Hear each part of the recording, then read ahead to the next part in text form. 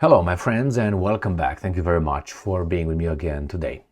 Finally, some good news. The Kremlin, the Russians, confirmed contacts with the Americans on Ukraine issue. And the contacts became more frequent. That's the first one. The other one is I have two possible locations where the Russians could meet the Americans to negotiate. That's fantastic. And I got another topic here.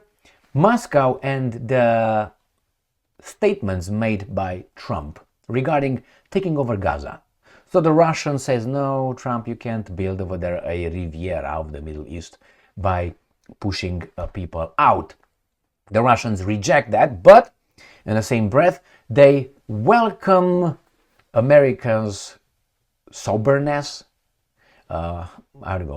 adulthood time now with these guys, which is, thank you very much for saying out loud that Ukraine will not be part of NATO. Something like that. We're going to look into it. So these are the subjects for this video. Let's start with the first one, which is very important. Finally, something positive. Ukrainska Pravda. Kremlin confirms contact with Trump's team, saying it has become more frequent. This according to Dmitry Peskov. Dmitry Peskov, spokesman for the Russian leader Vladimir Putin, has confirmed that the Kremlin is in contact with certain departments of the administration of the US President Donald Trump, noting that these conversations have been more frequent recently. Excellent. Peskov confirmed that the Kremlin and the Trump administration maintain contact, but did not disclose details. And I'm quoting, I can say the following. There is indeed contact through individual agencies. There has been more of it lately. I cannot say any other details. Fantastic. That's very good news for everyone, including the Ukrainians. Or maybe the Ukrainians first. Russia Today. Potential sites identified for Trump-Putin summit, Reuters says. The US president has expressed willingness for dialogue with Moscow and a desire to end the Ukraine conflict. Saudi Arabia and the United Arab Emirates have been identified as potential venues for a summit between US President Donald Trump and Russian President Vladimir Putin, Reuters reported on Monday, citing sources familiar with the discussions. This development follows Trump's recent statements expressing his intent to swiftly end the Ukraine conflict and his readiness to meet with Putin.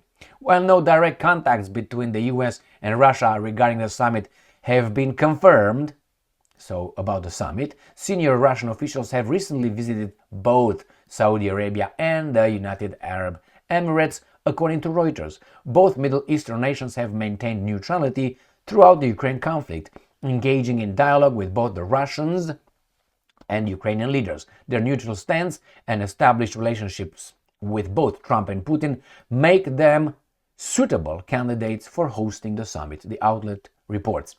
Venue selection is reportedly being influenced by the current geopolitical landscape, with traditional Western venues deemed unsuitable due to the support for Ukraine in the region. That's exactly what I told you in the past.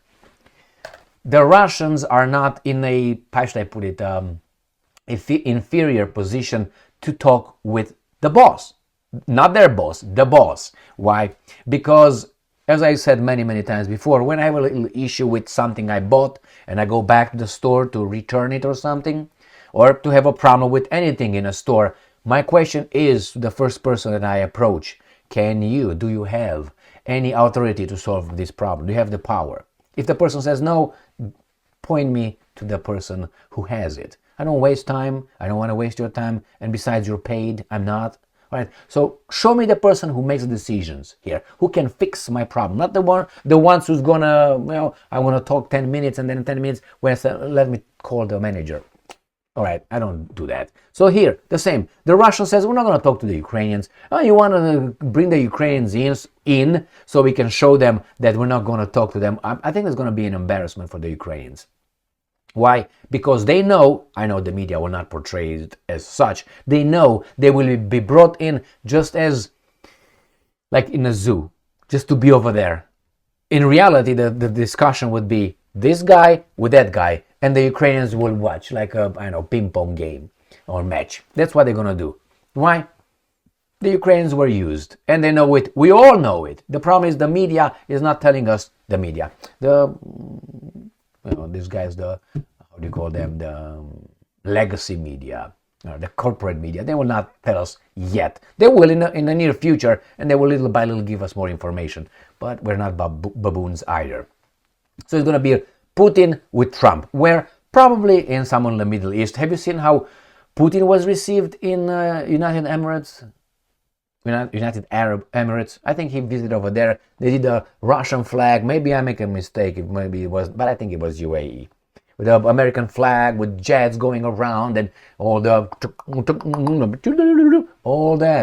Because that's how you receive a great leader. Good or bad, he's a leader. Great meaning big. Not big like, but big like, possibilities that he can do. Authority and so on. The same with Trump. So it could be both. Could be Salman bin Mohammed bin Salman, or could be the other guys in the. I personally didn't think it's gonna be in, I don't know, Switzerland, lost their neutrality a long time ago, and other baboons. Oh, we wanted China, either China, different, or Turkey. So let's see what the Russians are telling Trump. Moscow welcomes Trump's stance on Kiev's NATO bid. This is according to Russia Today on the 5th of February 2025. The US president earlier said he understands Russia's position that Ukraine should not be part of the military bloc. Russia welcomes the statements made by US President Donald Trump regarding Ukraine's NATO membership ambitions. Foreign Minister Sergei Lavrov has said, Trump is the first Western leader to admit that it was wrong to support Kiev's plan to join the military bloc, the diplomat said on Wednesday. I think it was maybe Fico, maybe Orban of Hungary, Fico being the prime minister of Slovakia, who said that. So anyway, but those are 9 million people and 4 million people countries or something, or 10 million and 5. And United States of America is what, 330. So who's the boss? So I'm quoting, somewhere along the line, Biden said, Ukraine, they should be able to join NATO. Well, then Russia has somebody right on their doorstep, and I can understand their feelings about that, Trump added. So, speaking at the ambassador's roundtable on Ukraine, Lavrov said Trump's comments suggest Washington may finally be ready to address issues linked to Ukraine's NATO bid and the bloc eastward expansion. So Romania, Poland, Baltic states, Bulgaria, maybe Slovakia, maybe Czech Republic, maybe Hungary. These guys are not going to be NATO member states, maybe in the near future. I don't hold my breath on that one. But I'm quoting, President Trump bluntly said that one of the main mistakes was drawing Ukraine into NATO. And that if he has been in power the past 4 years, the conflict would not have happened. Lavrov noted, and I'm quoting, for the first time a Western leader, the leader of the entire Western world, utters these words, which we welcome because for the first time the problem of NATO was identified as something, publicly identified, as something that the US is ready to discuss seriously. Well, one is words, the other one is papers. And even with papers, see, these guys can tear whatever they have, whatever they sign. Look at the United States of America and Iran's nuclear deal. They say, fuck you, we're going to get out. Yeah, it was a deal, we signed it. What are they going to do to us? Nothing. So, bye-bye, see you never. Or with the Paris Accords or with United Nations garbage. So, let's move on to the next one.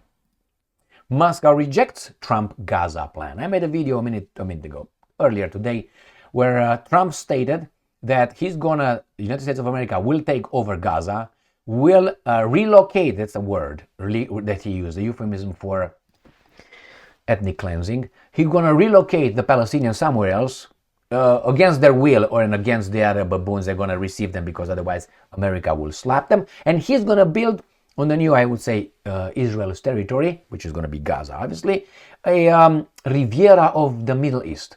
And Moscow says, you're a baboon, stop. Moscow rejects Trump's Gaza plan. Russia insists on two-state solution to the Middle East conflict, the Kremlin has said. Speaking on Tuesday, following a meeting with Israel's Prime Minister Benjamin Netanyahu at the White House, Trump reiterated his view. He had to say in front of the boss what the boss told him. Reiterated his view that the 2 million Palestinians who live in Gaza should be permanently resettled to countries as Egypt and Jordan. The U.S. would, quote unquote, take over the territory and lead efforts to clear the destruction left by 15 months of war between Israel and Hamas. Well, he ignores years of other things. He added, according to the United Nations, approximately 92% of homes in Gaza have been destroyed in surgical strikes by the Israeli Defense Forces. Surgical. 92% of homes in Gaza have been destroyed or severely damaged. So that means 92% of the homes in Gaza supported Hamas. Because remember, those guys went over there to punish Hamas. 92%.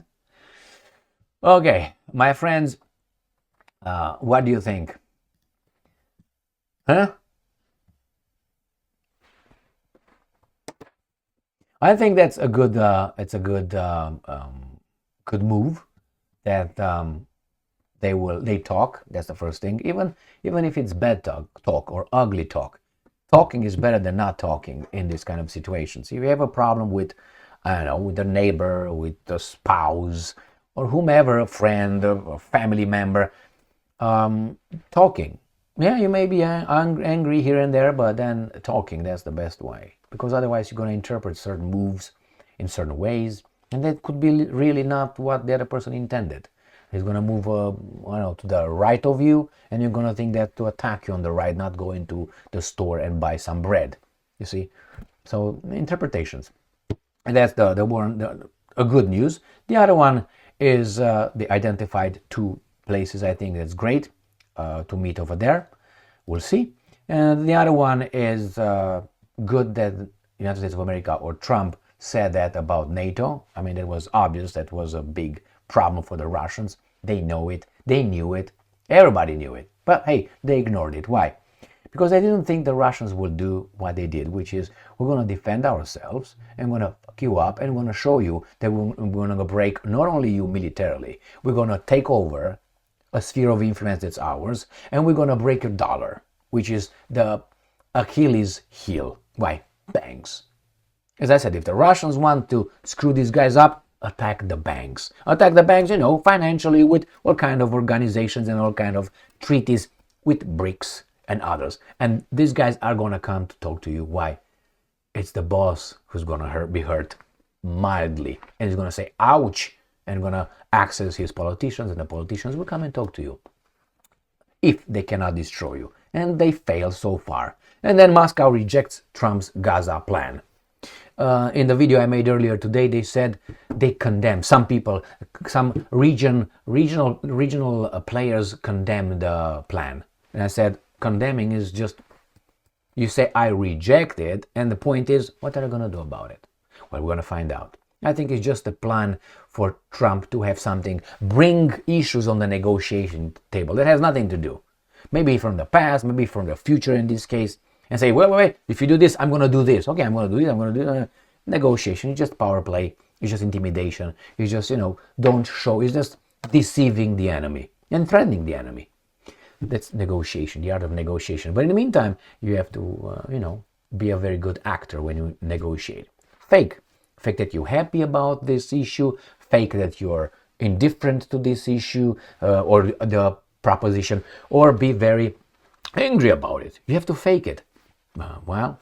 It's about winning in a negotiation. It's not about accommodating the other guy. When you say, well, they both agreed, they both think they won. In negotiations, you both think you won. Why? You won certain things. Otherwise, why would you do it? Unless you're afraid you're going to be smacked. Thank you very much for being with me again today. Russia is not afraid to be smacked. And this guy's lost. Stay strong, stay smart, look for the truth, and be just.